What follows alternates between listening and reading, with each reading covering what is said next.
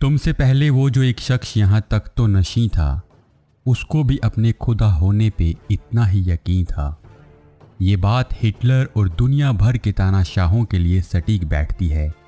एक समय Hitler Germany का खुदा बन बैठा था।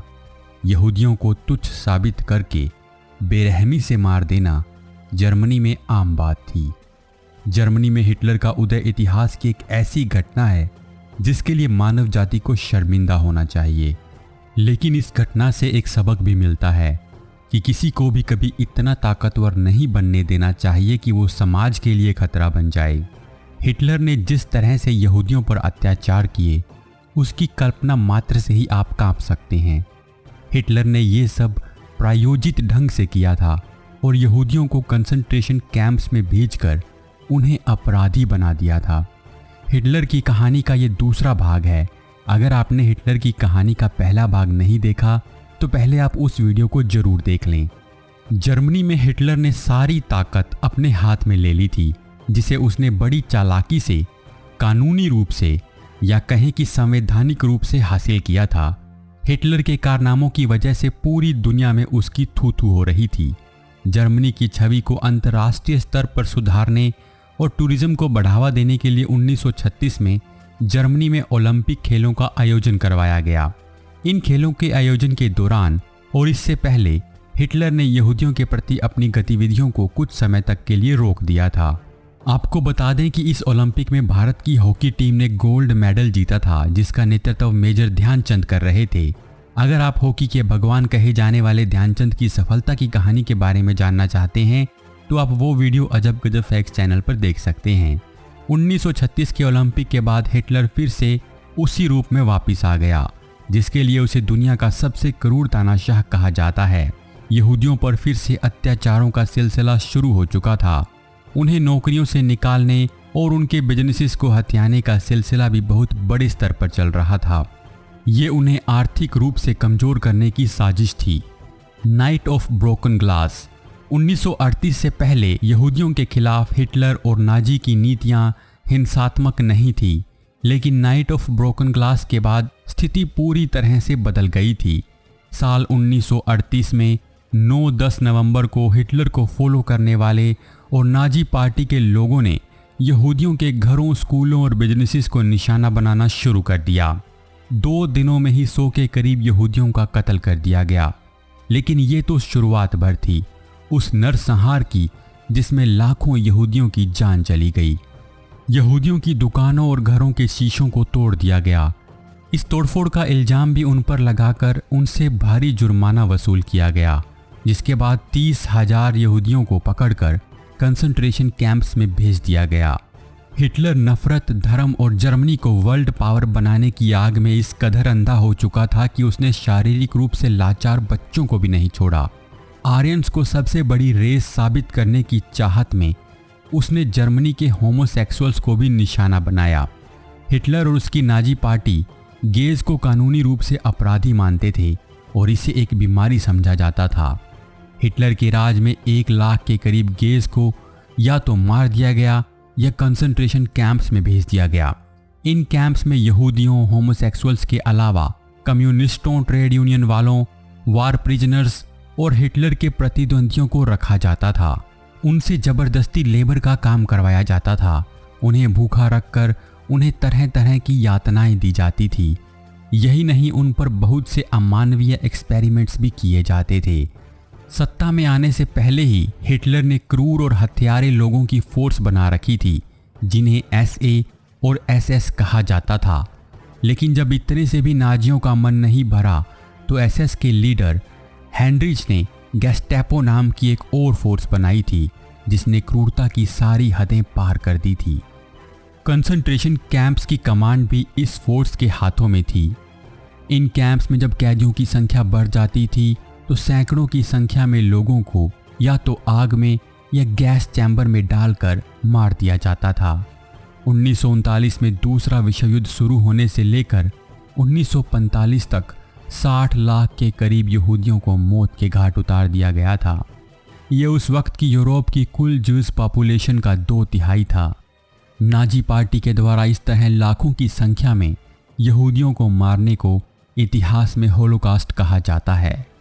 दूसरे विश्व युद्ध की शुरुआत, एक तरफ हिटलर जर्मनी में एक समुदाय विशेष के लिए और इंसानियत को मानने वाले लोगों के लिए आतंक का पर्याय बन चुका था, तो वहीं दूसरी तरफ वो दुनिया में खुद को एक बड़ा लीडर साबित करने की कोशिशों में भी लगा था। 1936 के ओलंपिक गेम्स और 1938 की म्यूनिच संधि इसी के कुछ उदाहरण थे।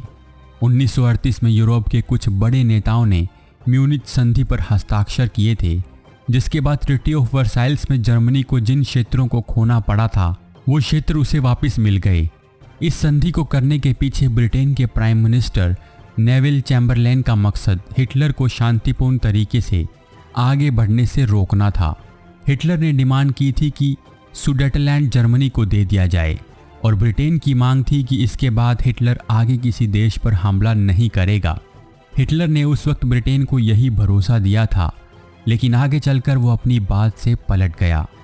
हालांकि इस संधि की वजह से हिटलर को 1938 में टाइम मैगजीन की तरफ से मैन ऑफ द ईयर का खिताब भी मिला था। इसके बाद हिटलर की भूख कम होने की बजाय बढ़ गई थी।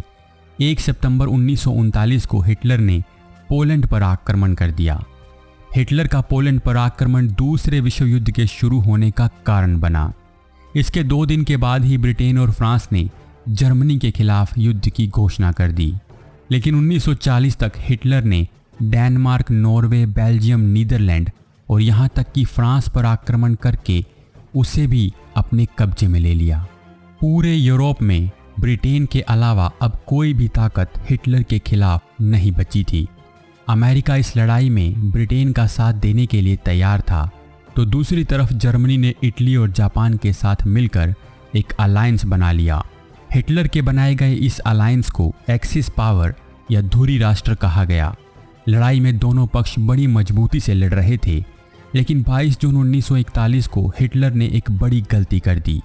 हिटलर ने 1939 में जोसेफ स्टालिन के साथ किए गए नॉन एग्रेशन पैक्ट को तोड़ते हुए सोवियत यूनियन पर भी हमला कर दिया। शुरू में हिटलर ने स्टालिन को कहा था कि अगर वो उसका साथ देते हैं तो वो जीते हुए हिस्से से कुछ भाग उन्हें दे देगा। स्टालिन को पहले विश्व युद्ध में खोए गए हिस्से को वापस पाने का मौका मिल गया था, जिसमें उसे लैटविया, एस्टोनिया, फिनलैंड और पोलैंड के पूर्वी हिस्से पर कब्जे के लिए हिटलर की तरफ से खुली छूट मिल गई थी। लेकिन हिटलर स्टालिन को भी धोखा दे देता है और सोवियत यूनियन पर हमला करके रूस के एक बड़े हिस्से को अपने कब्जे में ले लेता है। सोवियत पर हमला उसके जीवन की सबसे बड़ी भूल साबित होता है।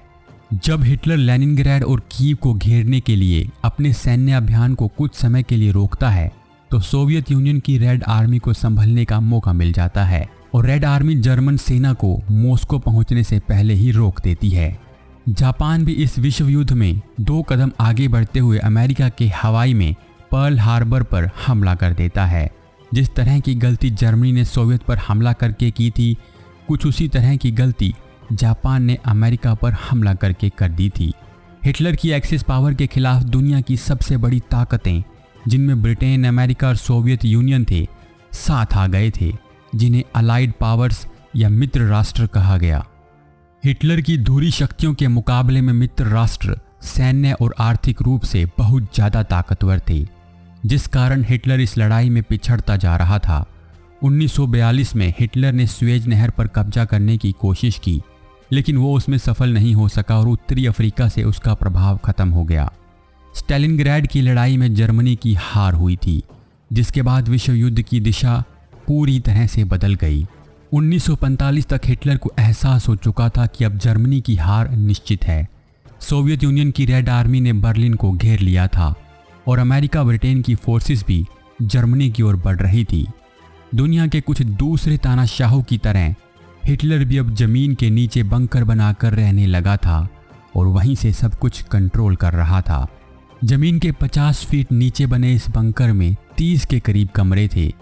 इसी बीच इटली के तानाशाह मुसोलिनी के मारे जाने की खबर हिटलर तक पहुंचती है, जिससे हिटलर समझ जाता है कि उसका अंत अब नज़दीक है। उस समय हिटलर की हालत बहुत दयनीय हो गई थी। वो 6 महीने में ही 70-80 साल के बूढ़े की तरह लगने लगा था। उसका पूरा शरीर हिलने लगा था और उसका चेहरा सूज गया था। उसका दाहिना हाथ बुरी तरह से कांपने लगता था, जिसे रोकने के लिए वो बाएं हाथ से उसे जोर से पकड़ता था। 29 अप्रैल 1945 को हिटलर अपनी गर्लफ्रेंड ईवा ब्राउन से शादी करता है और अगले दिन 30 अप्रैल 1945 को ही साइनाइड लेकर खुद को गोली मार लेता है। ईवा ब्राउन भी साइनाइड खाकर जान दे देती है। 56 साल की उम्र में इस तानाशाह का ऐसा अंत होता है जो दुनिया के बहुत से तानाशाहों के लिए एक नजीर बन सकता था। लेकिन ताकत मिलने के साथ ही ऐसे तानाशाह इतिहास को भुला देते हैं। 2 मई 1945 को बर्लिन पर पूरी तरह से सोवियत का कब्जा हो जाता है और 7 मई को जर्मनी बिना किसी शर्त के सरेंडर कर देता है। हिटलर के अवशेषों को रूस की खुफिया एजेंसियों ने सालों से गुप्त तरीके से संभाल कर रखा। 2018 में किए गए परीक्षणों से इस बात की पुष्टि भी हुई कि हिटलर ने साइनाइड खाकर खुद को गोली मारी थी। हिटलर की सनक की वजह से दूसरे विश्व युद्ध की शुरुआत हुई थी और जर्मनी के अलावा दूसरे बहुत से देशों के सैनिकों और आम लोगों को तबाही का वो मंजर देखना पड़ा था जिसने करोड़ों जिंदगियां छीन ली थी। तो दोस्तों, ये थी हिटलर की कहानी। अगर आपको वीडियो पसंद आए तो वीडियो को लाइक और शेयर जरूर कीजिएगा। धन्यवाद।